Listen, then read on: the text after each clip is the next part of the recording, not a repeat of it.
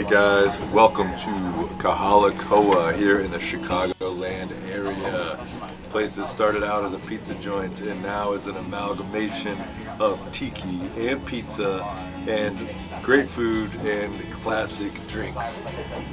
We discovered this place about maybe 6 months ago, and it has become our new tiki home bar. You could tell there's a lot of love and passion that has went in to creating this place.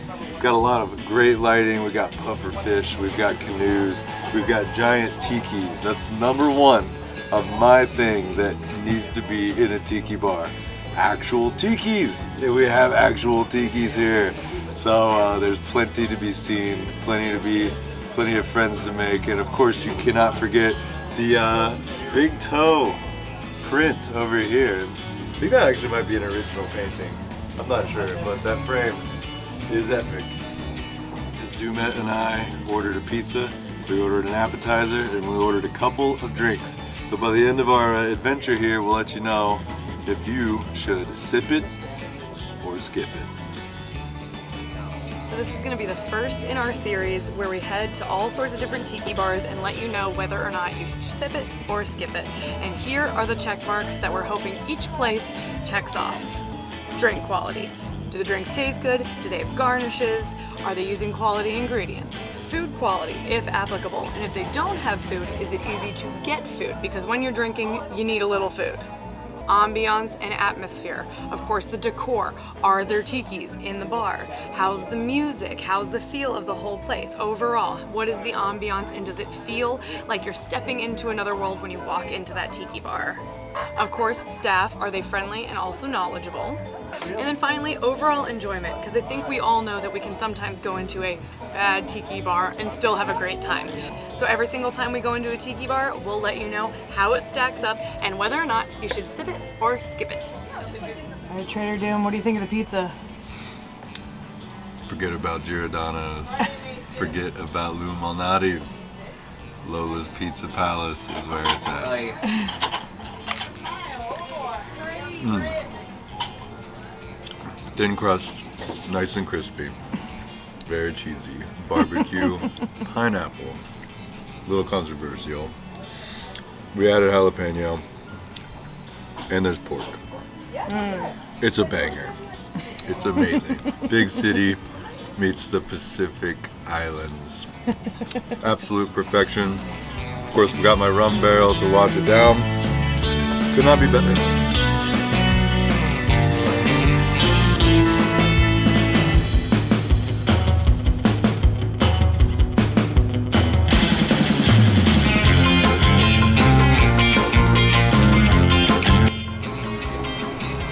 Doomette, sipping on the 1944 Mai Tai. Tell us how it is. It's actually probably one of the best ones I've had in Chicago. And I haven't asked them what their recipe is, but it kind of tastes like there might be a slight hint of a mint syrup or something in there, which is not typical, but I'm not hating it. It's definitely like one of the best ones I've had in Chicago, so it looks great. Correct garnish. It tastes amazing, super refreshing.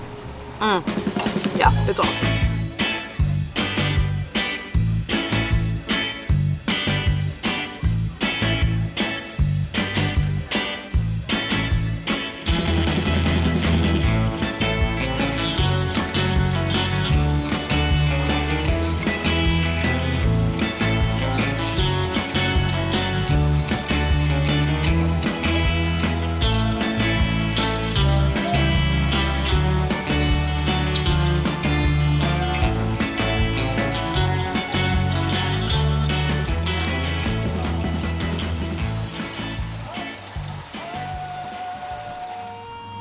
All right, Trader Doom, what is your second drink? We're taking flight with a jet pilot. Airplane crash landed in the little sea. See. Fasten your seatbelts. Make sure all trays are in the upright position. This is delicious.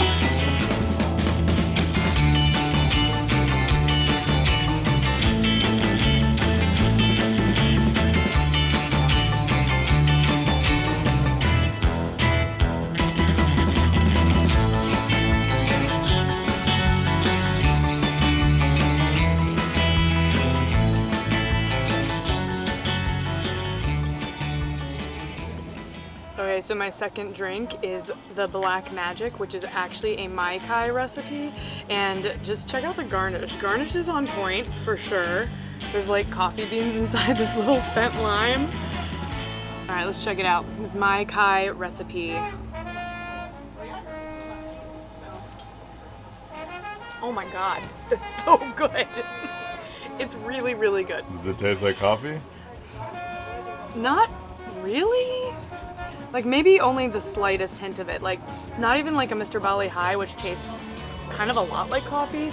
This is much more subtle, but it's absolutely amazing. And I haven't had the one at the Mai Kai either, but that's a good drink. Yeah, you know that I have kind of a high standard for garnishes, and this is making the cut.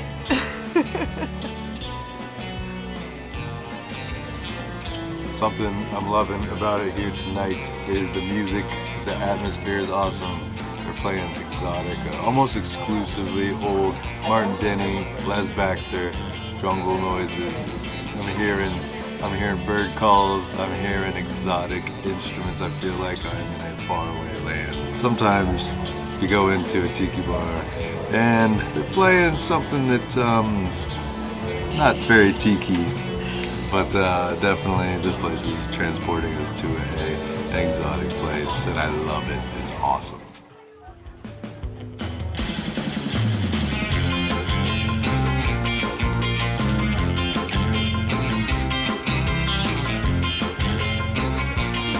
Oh yeah. Yeah. Thank you.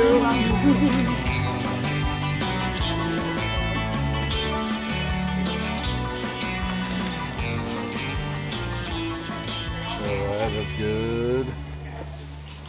Coming to you live from the Doom Lagoon, it's Trader Doom and Doomette. And we're here to find out if the Kahala Koa is worthy of a sip it or a skip it. So let's talk about all the boxes that the tiki bar, a good tiki bar, should hopefully check. First and foremost, we're gonna look at drink quality. Trader Doom, how were your drinks? How are the drinks? Second to none. Every drink from the 1944 Mai Tai to the Jet Pilot to the classic daiquiri to the you got the Mai Kai. The Black Magic. The Black Magic from Florida's Mai Kai. There was nothing short of awesome. They were spicy. They were fruity. They were like really boozy. It was really good. It was good quality, good presentation. Where it mattered in terms of traditional garnishments, they had it. So Mai Tai was garnished with the spent lime as well as the mint, and every other drink had really nice accoutrement. So it was the drinks. I go ahead and give them an A+. We'll give it an A+. Noteworthy stuff was in the Jet Pilot there was a little ice cube airplane that was just like sunk. Her coffee drink from the Mai Kai was a spent lime with little coffee beans in it. Had coffee beans in it. Perfect, just perfect tiki drinks with all the accessories. A+, I love it. All right, our second box that we're looking at is food quality, or if the tiki bar doesn't have food, is it easy to get food?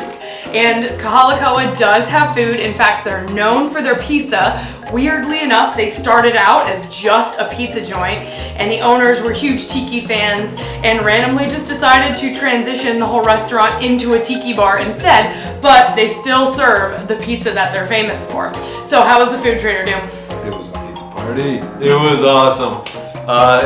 There are some tiki spots that have just bar food. There are some tiki spots that have a lot of Asian inspired food. This place had a really healthy dose of both, but honestly, we loved it tonight for the, we started off with some chicken fingers basically, with lots of good sauces, but we ended up with the pizza.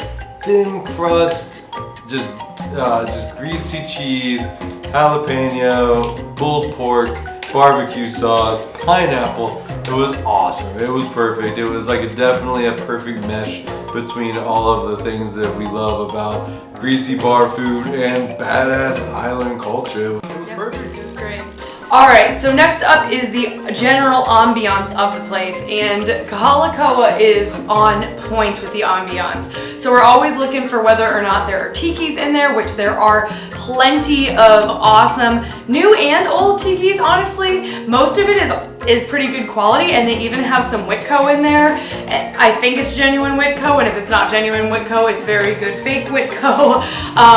A little bit of Kmart tiki stuff here and there, but honestly, overall, it doesn't detract from the overall atmosphere of the place. Dim lighting, they have lots of really cool vintage or vintage style hanging lamps.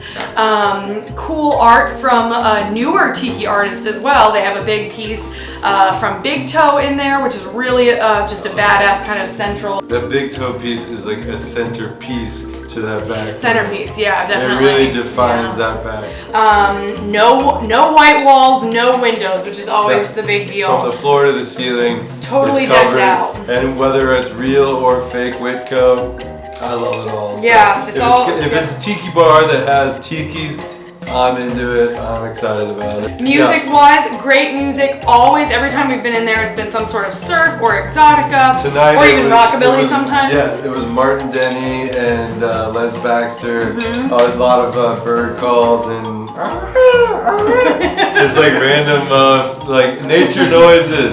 Bring it on. Yeah, make music more was of great. it. It was awesome. So very clean, and then I would say the only thing that maybe kind of gets to us sometimes is the crowd, but this happens at most tiki bars for us. You don't generally see tons of other tiki people at these places, especially the suburbs in Chicago. More of a family-oriented place where families go for dinner, so there can be a lot of kids and even like occasionally screaming babies, which is not our favorite. But you should know if you're a tiki person and you're going to the tiki bar, whether or not there's going to be some children screaming. Yeah. So the compromise to the whole family suburbia setting is maybe request a booth on the side, or on the bar side, because even though there are kids in the main area, if you're a couple, just maybe 2 people, go to the bar side. And then in terms of what they have, mugs, coasters, and swizzle sticks. They do have their own swizzle sticks and their own coasters, so if you're a collector like we are, you can bring some of those home. Mug-wise, they do have some of their own mugs, but they tend to just be generic mugs that they have like a Kahala Koa sticker on. And you can totally bring those home. They're cool generic mugs, just definitely they don't have too many like hand-painted, hand-sculpted, like collectible mugs. Well, on the flip side of that, they do have a killer collection of their personal mugs. The not-for-sale case is full of awesome mugs that they've collected from their experiences, which we've all, you know, as tiki people, we all have like our own souvenirs, our own collection of just like badass tiki mugs that we've like collected over the years. But yeah, no, they have a killer collection of tiki mugs, which is kind of one of the little highlights, you know, when you go to a tiki mug or a tiki bar, you like to see all of where they've gone and see why did they start this bar, you know, and that's awesome. So check mark on ambiance, and we look at the staff. Are the staff friendly and knowledgeable? Because I'm sure we've all had the experience where we're excited to go into a tiki bar and then the staff are assholes too. So how was the staff here at Kahala Koa, Trader Doom? Kahala Koa, the staff is always awesome. Yeah. 100% of the time, they're great. So friendly. Many of them are knowledgeable. Many of them, even if they're not super necessarily knowledgeable about tiki, they're at least like kind of passionate about working at that place and knowing that it's like something that people are like super into. So that makes it a good experience. Yeah, there is never a time where we have gone in there where they're not stoked that we're just there, and we're just kind of like, hey, we're excited to be here. They're excited to be here. It's a good time for everybody. Everybody wins. It's awesome. That's why we keep coming back. That's why we drive an hour away from central Chicago to the suburbs, because it's awesome, and we'll keep doing that as long as we're here. Yeah, which is definitely something to note if you're coming to visit Chicago and you're just trying to hit up all the tiki bars. Kahala Koa is not the most convenient. It is absolutely in the suburbs, and for us, usually around a 40-minute drive from where we live in Lakeview, just north of downtown. So just know that going in, not that you shouldn't still go. You definitely, if you have the means to transport yourself out to Prospect Heights, Illinois, do it, because it's definitely probably maybe our favorite in Chicago. At this point, it is the best. And you'll hear a lot more about other Chicago tiki bars as the series goes on. But as of now, Kahala Koa is the reigning champion. Yes. Our last category is our overall experience. So what was your overall experience? Did you enjoy yourself, Trader Doom? Yes.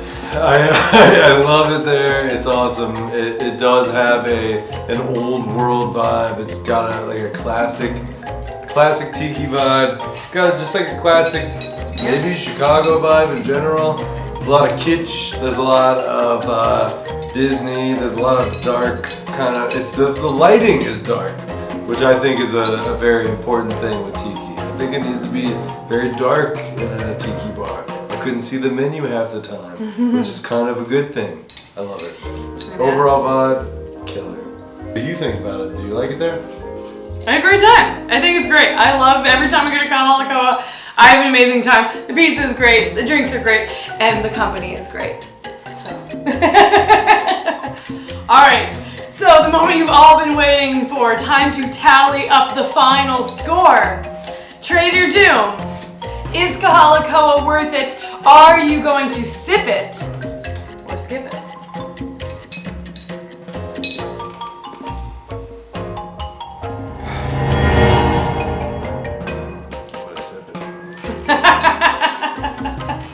All right, everyone, thank you so much for joining us on our first of the series, Sip It or Skip It. Come back, follow our channel, subscribe, and hit that bell notification so that you can see the next time we put up another Chicago, or maybe not Chicago, tiki bar, so that you know whether or not you should sip it or skip it. All right, we'll see you next time.